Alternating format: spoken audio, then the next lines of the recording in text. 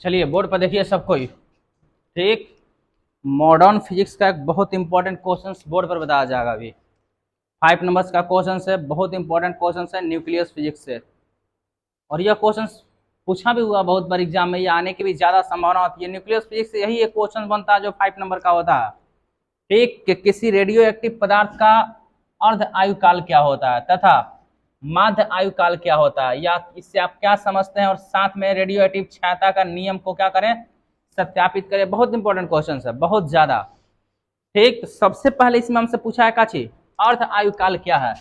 तो सबसे पहले हम लोग इसको परिभाषित करेंगे, अर्ध आयु काल होता क्या है। पहले आप समझिएगा इधर, अर्ध आयु काल हाफ लाइफ। ध्यान दीजिए, कैसे कोनो कोनो खिसिया के हम लोग बोलते तो जिंदगी अब खराब बा। ठीक, अदय बचले बा जइबे थे अब। ठीक, ढेर उड़त रह।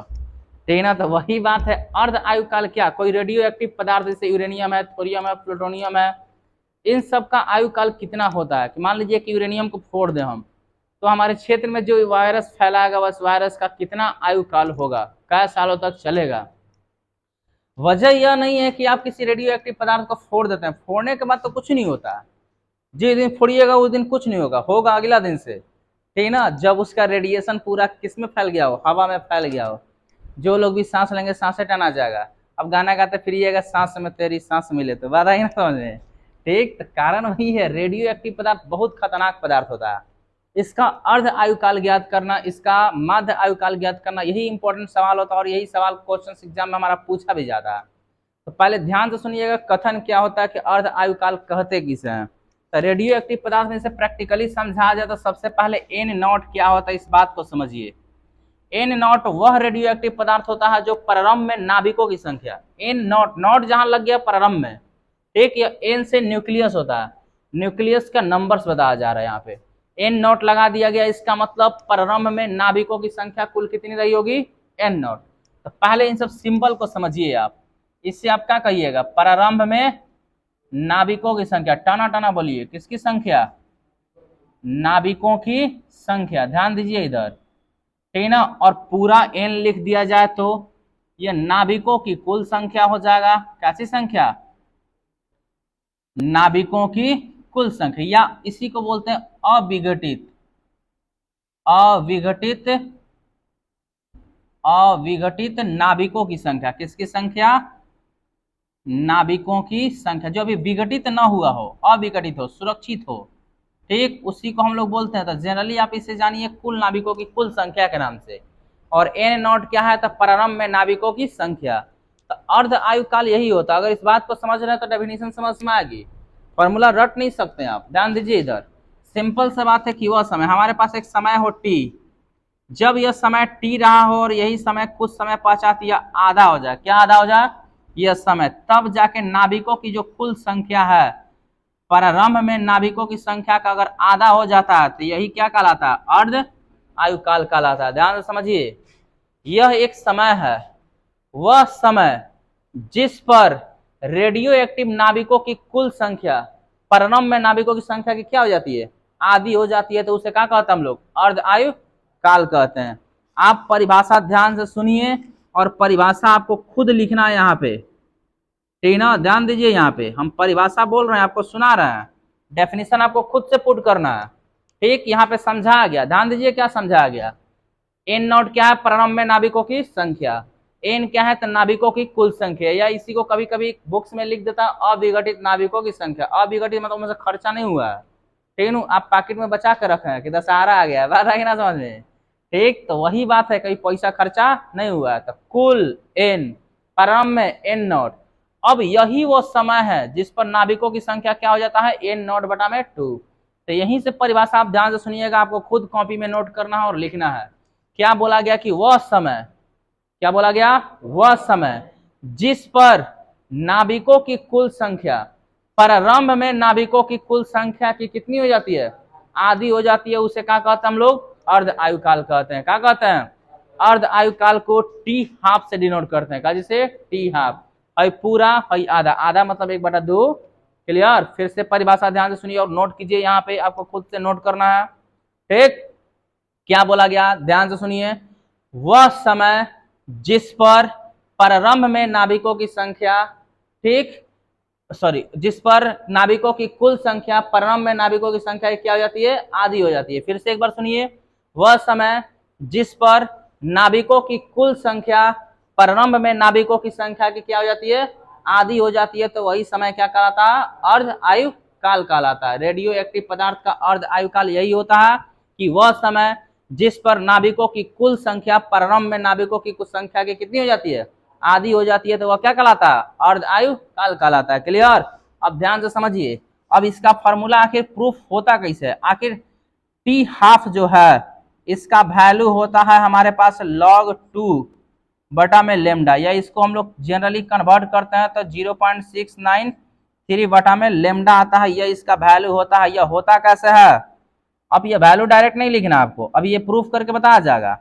पहले आपको परिभाषा, फिर ये होता कैसे। तो आइए हम जानते हैं, ध्यान दीजिए इधर, हम जानते हैं, ध्यान से देखिए इधर, हम जानते हैं कि ठीक नाभिक के विखंडन के अकॉर्डिंग क्षयता का नियतांक जो होता है आपको पढ़ाया गया होगा, या ये फॉर्मूला आपको प्रूफ भी करना है जो आगे चल के किया जाएगा। हमको पता है n is equal to the होता है n नॉट इंटू ई के पावर माइनस लेमडा बटा में का लेमडा इंटू क्या चाहिए, टी।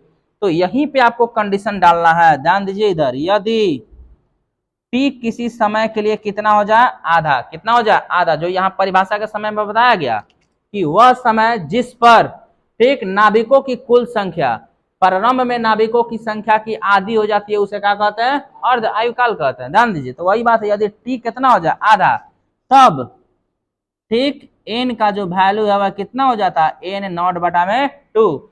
यही दोनों वैल्यू को इस इक्वेशन, जो इक्वेशन 1 दिख रहा है आपका, इसी में तो कन्वर्ट करना है।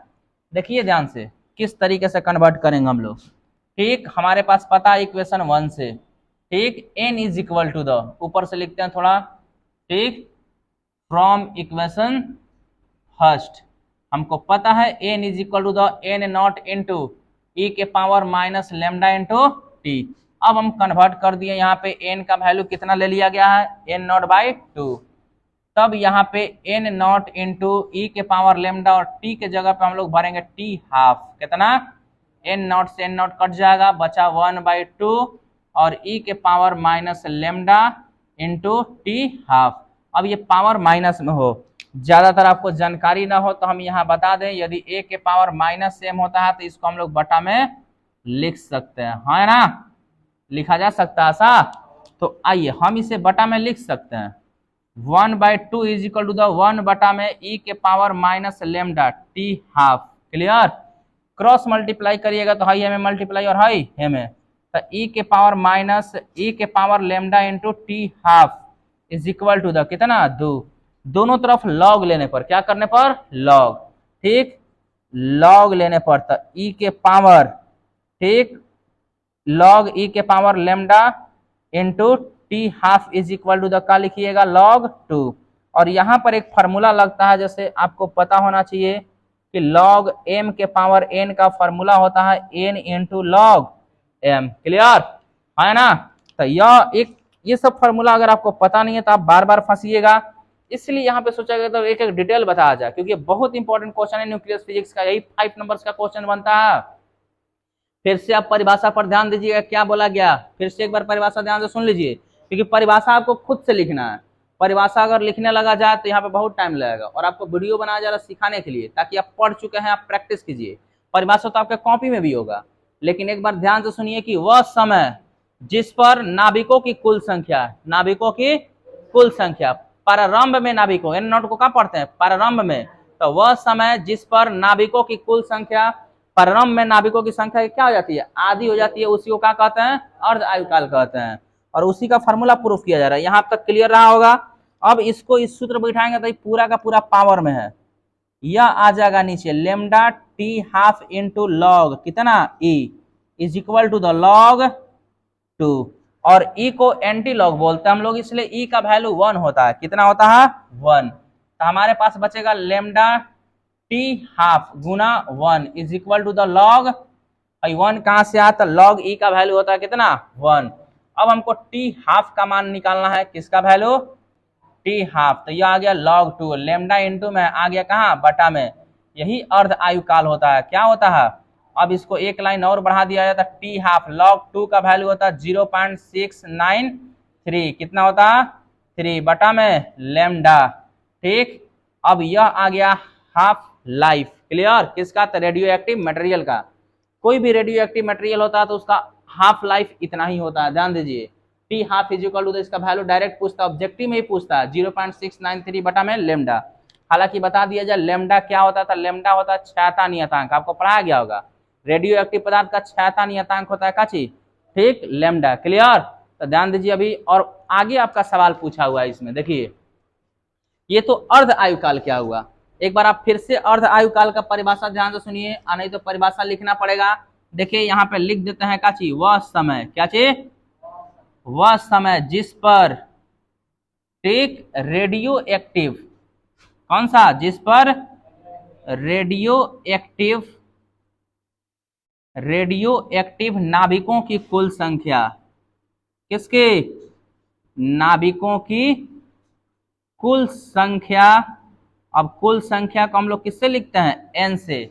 अब यहां पे लिखना है प्रारंभ में, किसमें, प्रारंभ में नाभिकों की संख्या की, किसके, नाभिकों की संख्या की क्या होती है, नाभिकों की संख्या की आधी। जैसे n is equal to the n naught बटा में काची आधी होती है, तो उसे क्या कहते हैं, तो उसे अर्ध आयुकाल कहा जाता है, अर्ध आयुकाल कहते हैं। यह रेडियो एक्टिव पदार्थ का अर्ध आयुकाल होता है, ध्यान दीजिए।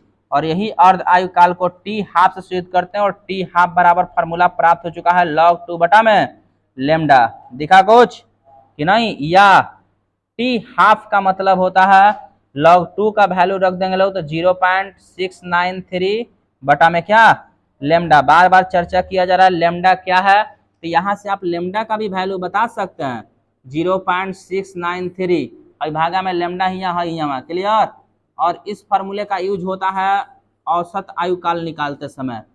ठीक, ध्यान दीजिएगा, लेकिन उतना डिटेल यहाँ पे नहीं जानना है, आपको केवल फार्मूला देखना है। पढ़ाते समय बहुत डिटेल बताया गया होगा आपको।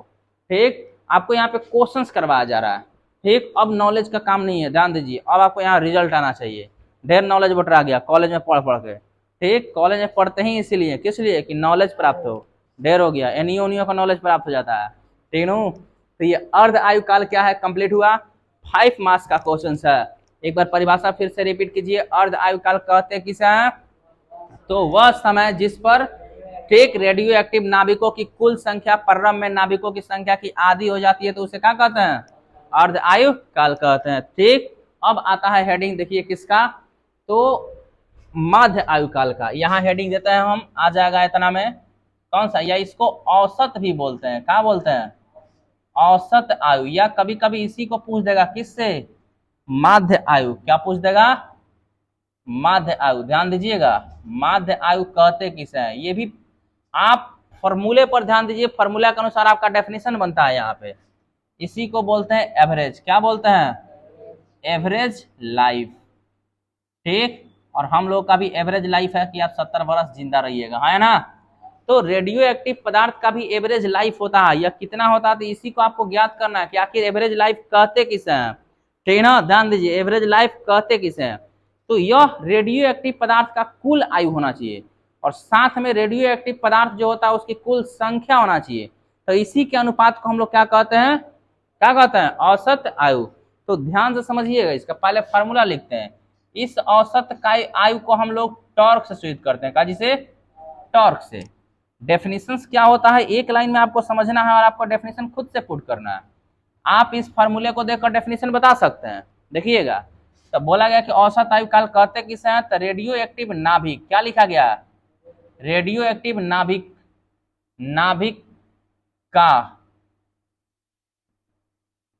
कुल आयु, क्या लिखा गया है, रेडियो एक्टिव नाभिक का कुल आयु। तो दिमाग में आ रहा है कि रेडियो एक्टिव बोल रहे हैं, रेडियो एक्टिव लिखे नहीं है, तो आप समझिए नाभिक का कुल आयु, यानी कैसा नाभिक, हम लोग कैसा पदार्थ पढ़ रहे हैं, रेडियो एक्टिव पदार्थ। तो रेडियो एक्टिव नाभिकों का कुल आयु। क्लियर, या पूरा भी लिखे तो चलेगा। ठीक, आप लिखिए रेडियो एक्टिव नाभिकों, बात आई समझ में, नाभिकों का कुल आयु, क्या लिखा गया, रेडियो एक्टिव नाभिकों का कुल आयु बटा में, ध्यान दीजिएगा, ठीक, रेडियो एक्टिव नाभिकों की कुल संख्या, रेडियो एक्टिव नाभिकों की कुल संख्या, क्लियर, नाभिकों की कुल संख्या के अनुपात, अनुपात का मतलब क्या होता है, बटा, को हम लोग क्या कहते हैं, औसत आयु कहते हैं। ध्यान दीजिए, पढ़िए, परिभाषा आपको खुद से पुट करना है, यह सूत्र लिखने से पहले यहाँ पे आपको स्टेटमेंट लिखना होगा, और वह स्टेटमेंट वही है जो हम बोल रहे हैं, ठीक। औसत आयु काल कहते किसे हैं, तो किसी रेडियो एक्टिव नाभिकों की कुल आयु, या किसी रेडियो एक्टिव नाभिकों का कुल आयु तथा उसी रेडियो एक्टिव नाभिकों की कुल संख्या के अनुपात को क्या कहते हैं, औसत आयु या माध्य आयु काल कहते हैं। तो ये अनुपात पढ़ते हैं बटा को, फिर से एक बार परिभाषा ध्यान से सुनिएगा, ठीक। रेडियो एक्टिव नाभिकों का कुल आयु, रेडियो एक्टिव या औसत आयु काल कहते किसे हैं, या माध्य आयु काल कहते किसे हैं, ठीक। तो ध्यान से सुनिए, किसी रेडियो एक्टिव नाभिकों का कुल आयु तथा उसी रेडियो एक्टिव नाभिकों की कुल संख्या के अनुपात को क्या कहते हैं, औसत आयु कहते हैं। इसे हम लोग टॉर्क से सूचित करते हैं, या टॉर्क बराबर एक फॉर्मूला बनता है, आप लोगों को पढ़ाया गया होगा, 1 बटा में लेमडा, ध्यान दीजिए इधर, 1 बटा में लेमडा, या डेट इज इंप्लाइज, यहाँ से लेमडा इज इक्वल टू तो बन जाता है काची 1 बटा में टॉर्क, क्लियर है ना, ध्यान दीजिए यहाँ पे। तो इसके अनुसार भी हम परिभाषा पुट कर सकते हैं यहाँ पे, कि रेडियो एक्टिव पदार्थ का औसत आयु काल होता क्या है, तो किसी रेडियो एक्टिव पदार्थ के क्षयता नियतांक के व्युत्क्रम को क्या कहते हैं, क्या कहते हैं, रेडियो एक्टिव पदार्थ का औसत आयु काल या माध्य आयु काल कहते हैं, क्षयता नियतांक कहलाता है। यहाँ भी बताया है, लेमडा क्या है, तो क्षयता नियतांक, किसी रेडियो एक्टिव पदार्थ के क्षयता नियतांक के व्युत्क्रम को क्या कहते हैं, औसत आयु या माध्य आयु कहते हैं। फिर से ध्यान से सुनिए परिभाषा, क्योंकि एक बात देखिए, पढ़ाते समय भी बताते हम कि मॉडर्न फिजिक्स में आप थ्योरी को नहीं समझ रहे हैं तो आप क्वेश्चंस नहीं कर सकते। अब मॉडर्न फिजिक्स बाउंस कर जाता है सब जना का, ठीक, पता नहीं चलेगा पढ़ा कहाँ रहा है, कहाँ से एग्जाम का टेंशन दिल है, अब यही घर स्टार्ट होता है काची मॉडर्न फिजिक्स, पता नहीं चलेगा, आ तो सब तो गेसवा दे दी ना, ले आई पढ़, ठीक, ये में तो सब आई, ठीक, लड़बे ना करी, जाकर सीधे टकरा जाई, बात आएगी ना समझ में। तो आप प्रैक्टिस में विश्वास रखिए, गेस में नहीं। गेस क्या होता है, आपके पास प्रैक्टिस नहीं है तब गेस लेकर अचार डालना होगा, नीमक मिर्चाई मिला के, ठीक, तो ऐसा कुछ नहीं है। आप परिभाषा पर ध्यान दीजिए, क्या बोला गया पहले यहाँ परिभाषा से, कि औसत आयु काल कहते किसे हैं, तो किसी रेडियो एक्टिव नाभिकों की कुल आयु तथा नाभिकों की कुल संख्या के अनुपात को क्या कहते हैं, औसत आयु, ठीक। या एक फॉर्मूला होता है इसका, torque is equal to 1 by lambda, lambda का हम लोग कहते हैं क्षयता नियतांक, किसी रेडियो एक्टिव पदार्थ के क्षयता नियतांक के व्युत्क्रम को क्या कहते हैं, बहुत आसान है, इस तरीके से परिभाषा लिखिए। अगर वो वाला नहीं क्लियर होला तो इस तरीके से लिखिए कि किसी रेडियो एक्टिव पदार्थ के क्षयता नियतांक, देखिए यहाँ पुट कर दे रहे हैं हम, किसी रेडियो एक्टिव, क्या चाहिए, किसी रेडियो एक्टिव पदार्थ के क्षयता नियतांक को, क्या चाहिए, के क्षयता नियतांक, क्लियर है ना, क्षयता नियतांक को लेमडा से लिखते हैं, क्षयता नियतांक को हम लोग क्या कहते हैं, क्षयता नियतांक के व्युत्क्रम को, क्षयता नियतांक के व्युत्क्रम को क्या कहते हैं, व्युत्क्रम को क्या कहा जाएगा, औसत आयु, औसत आयु, या इसी को क्या कहेंगे, माध्य आयु कहा जाता है, क्लियर, ध्यान दीजिए इधर, कितना आसान परिभाषा था। और यही होता है टॉर्क इज इक्वल टू 1 बटा में लेमडा, देख लीजिए, बहुत इंपॉर्टेंट सवाल है ये, ठीक। अब यहीं पे आता है कि रेडियो एक्टिव क्षयता नियम होता क्या है, कब इसे छाता छाता छाता छाता किए हैं लोग, तो छाता होना यहाँ, ठीक। यही इंपॉर्टेंट है कि ये छाता का सूत्र आखिर आता कहाँ से है ना, बात क्लियर हुआ, ध्यान से देख लीजिए। तो ये रेडियो एक्टिव छाता का नियतांक, चलिए प्रूफ करते हैं, इतना क्लियर रहा होगा, कोई दिक्कत बोलिए, ठीक। तो आइए छाता का नियम देखते हैं हम लोग, आखिर ये विघटन का सूत्र आता कैसे है, ठीक, आखिर यह होता क्या है, रेडियो एक्टिव पदार्थ यूरेनियम थोरियम ये सब फोड़ने पर आखिर इतना खतरनाक क्यों हो जाता है, कारण यही है। तो ध्यान दीजिए इधर, सबसे पहले हम लोग पढ़ना है का आपका विघटन सूत्र, देखिए लिखा हुआ है, ठीक, कि रेडियो एक्टिव पदार्थ अर्ध आयु काल क्या है, ठीक, या माध्य आयु काल से आप क्या समझते हैं, और साथ में रेडियो एक्टिव पदार्थ के विघटन का सूत्र को स्थापित करिए। इसी विघटन के नियम को हम लोग छायता नियतांक कहते हैं। क्या कहते हैं? छायता नियतांक। ध्यान से देखिए इधर, रेडियो एक्टिव छायता नियतांक होता क्या था? किसी भी रेडियो एक्टिव पदार्थ के नाभिकों के क्षय होने का जो दर होता है वह कुल नाभिकों की कुल संख्या का समानुपाती होता है। ध्यान दीजिए, अभी यहाँ पे मिटा दिया गया, अर्ध आयुकाल लिखा गया था। अर्ध आयुकाल में लिखे थे हम कि एन नॉट को प्रारंभ में नाभिकों की संख्या पढ़ते हैं, ठीक, एन को नाभिकों की कुल संख्या पढ़ते हैं या अविघटित नाभिकों की संख्या पढ़ते हैं। फिर से लिख रहे हैं, चलिए आइए हेडिंग देते हैं जो इसमें हमारा दूसरा है। दूसरा क्या पूछ दिया हमसे कि रेडियो एक्टिव पदार्थ का विघटन, विघटन सूत्र। कौन सा सूत्र? विघटन सूत्र। अब इसी विघटन सूत्र को हम लोग किताबी भाषा में जानते हैं क्या चीज? छायता का नियम। क्या चीज? छायता का नियम। क्या जानते हैं हम? यह किसका नियम है? छायता का नियम है। अगर यहाँ पे फार्मूला न दे क्वेश्चन में तो आप जौगा जाइएगा ये विघटन क्या होता है, ठीक। तो ध्यान दीजिए, विघटन को हम लोग क्या कहते हैं? छायता का नियम, या इसी को इंग्लिश में बोलते हैं डीके लॉ, है ना, रेडियो एक्टिव डीके लॉ। इसको क्या कहते हैं? रेडियो एक्टिव, इंग्लिश में बोलते हैं डीके लॉ। ध्यान से समझिएगा, बहुत आसान है। मॉडर्न फिजिक्स इतना आसान है ना कि बाकी सारा फिजिक्स पढ़ने का मन नहीं करेगा। इतना बारी है कि करा छोड़ने ही का मन करेगा। ध्यान दीजिए, बशर्ते मन लगना चाहिए, ठीक। अगर आपको न्यूक्लियस फिजिक्स शुरू से टंच है तो गर्दा चैप्टर बुझाया होगा। एक एक चीज, अल्फा डीके क्या होता है, बीटा डीके क्या होता है, गामा डीके क्या होता है, सब पढ़ाया गया इसमें। बहुत इंपॉर्टेंट है ये। विघटन का सूत्र या रेडियो एक्टिव डीके लॉ होता क्या है? फिर से देखिए लिख रहे हैं हम, यह पढ़ा जाता है एन को, एन नॉट को क्या पढ़ते हैं? प्रारंभ में। किसमें?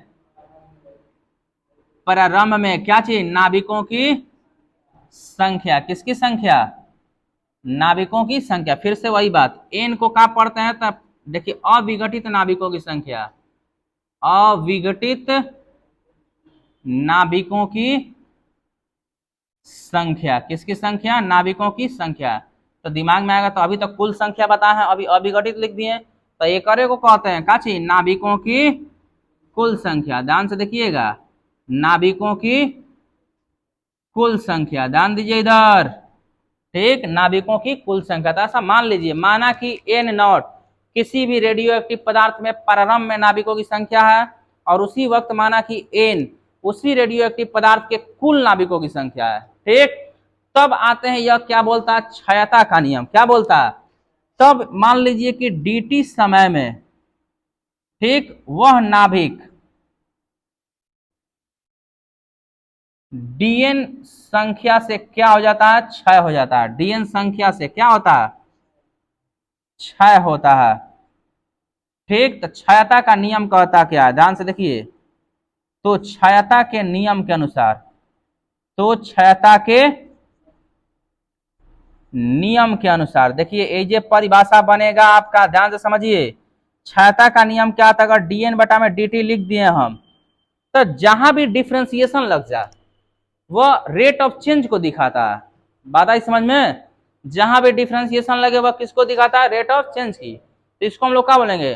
किसी रेडियो एक्टिव पदार्थ के नाभिकों के क्षय हो रहा है, यहाँ पे क्या हो रहा है? क्षय होने का दर। क्या होने का दर? क्षय होने का दर। या हम लोग पढ़ते हैं हम लोग का कि त्वरण बराबर सूत्र क्या होता है? तो dv बटा में dt, वेग में परिवर्तन का दर, तो नाभिकों की संख्या में परिवर्तन का दर। क्लियर? या और पढ़ते हैं हम लोग v बराबर ds बटा में dt, तो इसको क्या पढ़ते हैं? विस्थापन में परिवर्तन का दर वेग कहलाता है, वेग में परिवर्तन का दर त्वरण कहलाता है, तो नाभिकों की संख्या में परिवर्तन का दर क्षयता का नियम कहलाता है। सिंपल सी बात है, वही बात है। जैसे यहाँ पढ़ते हैं कि वेग में परिवर्तन का दर त्वरण कहलाता है, विस्थापन में परिवर्तन का दर वेग कहलाता है, नाभिकों में परिवर्तन का दर क्षयता का नियम कहलाता है। कहानी खत्म, है ना। तो परिभाषा पूछा जाएगा कि विघटन सूत्र या क्षयता का नियम होता क्या है? तो किसी रेडियो एक्टिव पदार्थ में नाभिकों, किसी रेडियो एक्टिव पदार्थ के नाभिकों में क्षय होने का दर उसके कुल नाभिकों की संख्या का समानुपाती होता है, यही कहलाता है क्षयता का नियम। फिर से एक बार पढ़िए, किसी रेडियो एक्टिव पदार्थ के नाभिकों के क्षय होने का दर, यह n से नाभिक होता है, n से नाभिक, प्रारंभ में कुल, है ना। तो किसी रेडियो एक्टिव पदार्थ के नाभिकों में या नाभिकों के क्षय होने का दर, किसी रेडियो एक्टिव पदार्थ के नाभिकों के क्षय होने का दर उसके कुल नाभिकों की संख्या का क्या होता है? समानुपाती होता है, यही क्षयता का नियम कहलाता है। आइए यहाँ परिभाषा पुट कर देते हैं। परिभाषा क्या है? तो ध्यान से देखिए, फिर से पहले एक बार बोल देते हैं, उसके बाद पुट करते हैं। ठीक, यह परिभाषा कहता क्या है, तो किसी रेडियो एक्टिव, ध्यान से सुनिए परिभाषा, परिभाषा तो आपको खुद से पुट करना चाहिए। वीडियो देखिए, सुनिए हम क्या बोल रहे हैं, कॉपी में खुद से नोट करिए। लिख देता है तो लड़का वो सब स्क्रीनशॉट लेके छोड़ देता है। सब बात आ समझ में, आखिर है मोबाइल में, जब डिलीट हो जाएगा तो फिर वीडियो से स्क्रीनशॉट कर लेंगे। ठीक, तो आइए, तो आप परिभाषा खुद से नोट करिए। होता क्या है परिभाषा, ध्यान से समझिए। किसी रेडियो एक्टिव पदार्थ, किसी रेडियो एक्टिव पदार्थ के नाभिकों के क्षय होने का दर, पढ़िए क्या पढ़ रहे हैं, किसी रेडियो एक्टिव पदार्थ के नाभिकों के क्षय होने का दर उसी रेडियो एक्टिव पदार्थ के कुल नाभिकों की संख्या का समानुपाती होता है। यह क्षयता का नियम कहलाता है। क्लियर, देखिए ध्यान से पुट कर रहे हैं परिभाषा। किसी रेडियो एक्टिव पदार्थ, क्या चाहिए, किसी रेडियो एक्टिव पदार्थ, किसी रेडियो एक्टिव पदार्थ के नाभिकों के, क्या बोला गया, पदार्थ के नाभिकों के परिवर्तन, क्या चाहिए, नाभिकों के क्षय होने का दर, क्या होने का दर, क्षय होने का दर, ठीक ना। ठीक, प्रारंभ नहीं, नाभिकों कॉमा देकर, नाभिकों के कुल संख्या, नाभिकों के कुल संख्या का मतलब n, ठीक, का क्या होता है, समानुपाती होता है। इसी नियम को हम लोग क्या कहते हैं, समानुपाती होता है। इसे कौन सा नियम कहते हैं हम लोग, क्षयता का नियम कहते हैं। क्लियर, इसे कौन सा नियम कहते हैं, क्षयता का नियम कहते हैं। क्लियर है ना। तो आइए अब क्षयता के नियम के अनुसार, किसके अनुसार, यही बात लिखना है, क्षयता के नियम के अनुसार। ध्यान दीजिए, क्षयता के नियम के अनुसार, ध्यान दीजिए इधर। क्षयता का नियम कहता क्या है अब, ठीक, कि रेडियो एक्टिव पदार्थ का क्षय होने का दर रेडियो एक्टिव पदार्थ के नाभिकों की संख्या क्या होता है, समानुपाती होता है। और दिन प्रतिदिन यह घट रहा है, क्या हो रहा है, जिसकी वजह से हम यहाँ पे माइनस का सिंबल लगाते हैं। मान लीजिए हम एक बैंक में पैसा स्टोर कर कर हम से निकाल रहे हैं, तो घटिए रहा ना, तो यह निगेटिव साइन यही दिखा रहा है कि यह नाभिकों का दर क्या हो रहा है, घट रहा है धीरे धीरे। 1 किलो यूरेनियम पुणे में से 26 मेगा इलेक्ट्रॉन वोल्ट ऊर्जा निकल गया, तो अगला दिन वो घटेगा, बढ़ेगा नहीं। अगला दिन 26 से बचेगा 24, 24 से बचेगा 22, 22 से बचेगा 20, 20 से 18, 18 से 16, 16 से 14, 14 से 10, 10 से 8, 8 से 6, 6 से 4, 4 से 2, 2 से फिर 0, फिर उसका प्रभाव क्या होगा, धीरे धीरे समाप्त होगा। तो यही माइनस सिंबल यही दिखाएगा कि क्षयता का नियम कहता क्या, कि रेडियो एक्टिव नाभिकों की संख्या धीरे धीरे घटता है। ऐसा नहीं कहीं परमाणु बम मार दीजिएगा तो उसका प्रभाव अनंत काल तक रहेगा, जी नहीं, वो धीरे धीरे क्या होता है, कम होता है। ठीक, तो वही बात है, माइनस दिखाता है कि धीरे धीरे कम होता है। आइए, तो माइनस dn बटा में dt is equal to the lambda का समानुपाती का चिन्ह हटता है तो एक नियतांक दिया जाता है लेमडा। वही बात है जो वहां बताया गया। इसी लेमडा को हम लोग कहाँ पढ़ते हैं, क्षयता नियतांक पढ़ते हैं। देखिए बताया गया ना। और इसी क्षयता नियतांक के व्युत्क्रम को हम लोग क्या कहते हैं, माध्य आयु या औसत आयु कहते हैं। ठीक, अब देखिए dn बटा में dt। अब इस माइनस के सिंबल को आप इधर लगा दीजिए, लगा सकते हैं, मैथमेटिक्स का नियम है। ठीक, आइए, dn है n गुना में ए पटिया गया भागा में माइनस लेमडा बचा, और dn भागा में ए पटिया गया काची गुना में। अब दोनों तरफ इंटीग्रेशन करने पर, क्या करने पर, इंटीग्रेशन, माइनस लेमडा बाहर आ जाएगा क्योंकि यह कांस्टेंट है। ठीक, अब यहाँ पे नाभिकों का इंटीग्रेशन लिमिट देना है, तो नाभिकों प्रारंभ में नाभिकों की संख्या क्या है, n नॉट, कुल नाभिकों की संख्या क्या है, n, तो n नॉट से कहाँ तक n, समय कहाँ से फोड़िएगा, 0 से। अब कितना देर तक चले ये पता नहीं है, तो कहाँ से 0 से t, ये आप वैसे भी दिमाग में रखिए, समय का लिमिट 0 से t दिया जाता है। क्लियर, अब नाभिकों का जो लिमिट देंगे प्रारंभ से लेके अंतिम तक। क्लियर, प्रारंभ से लेके कुल टोटल जितना है। अब यहाँ पे 1/n है, तो आप इसका 1/x का इंटीग्रेशन पता होगा, लॉग होता है, क्या होता है, लॉग। अब माइनस dx का इंटीग्रेशन आपको पता होगा कितना, dt का इंटीग्रेशन t लिखिएगा, dx का x होता है। ठीक, तो यहाँ पे हमारे पास लिमिट है n नॉट से n तक, 0 से। अब हम लोग भरते हैं upper limit minus lower limit, तो अपर लिमिट n और lower limit n naught is equal to the minus lambda upper limit lower limit. यह log m minus log n का सूत्र है, तो यह आ जाएगा, देखिए ध्यान से क्या आएगा हमारे पास, तो log m बटा में n आएगा इधर, और बेस में हम एक ई लिखेंगे क्योंकि log का एक बेस दिया जाता है ई, या बेस दिया जाता है 10। क्लियर। तो यहाँ पे न्यूक्लियस फिजिक्स जो पढ़ते हैं तो यहाँ पे एक एंटी लॉग इसमें बेस के रूप में लिखते हैं, ई को एंटी लॉग पढ़ते हैं। ठीक, तो log ई, और हाई सूत्र होगा log m बटा में n। ठीक, यहाँ देख लीजिए इधर बच गया माइनस लेमडा इंटू टी। यहाँ से एक लॉग का फॉर्मूला बहुत लोगों को पता नहीं होता है, चलिए पहले बता देते हैं उसके बाद यूज करते हैं। हमारे पास एक फंक्शन होता है log m बटा में x is equal to the n।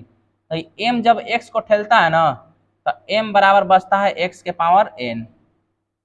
अभी जब एकरा को मारेगा 1 लात तो अभी भागेगा कौन अभी, एकरा भी। क्लियर। तो वही बात है, ऊपर ला एकरा को ठेलेगा तो हमारे पास बचेगा n बटा में n नॉट, ई हो पट जाएगा तो पावर में चढ़ जाएगा, ई के power minus lambda into T. देखिए यही लाना था हमको। ठीक, तो अगला पॉइंट में बच जाएगा आपका n नॉट भागा में इधर आ जाएगा गुना में माइनस लेमडा इंटू ई के power minus lambda into T. और यही फॉर्मूला यूज होगा हाफ लाइफ निकालने के लिए, अर्ध आयुकाल निकालने के लिए। टी के जगह पे हाफ, एन के जगह पे एन नॉट बटा में 2, वही तो बताया गया अर्ध आयुकाल कहते किसे हैं।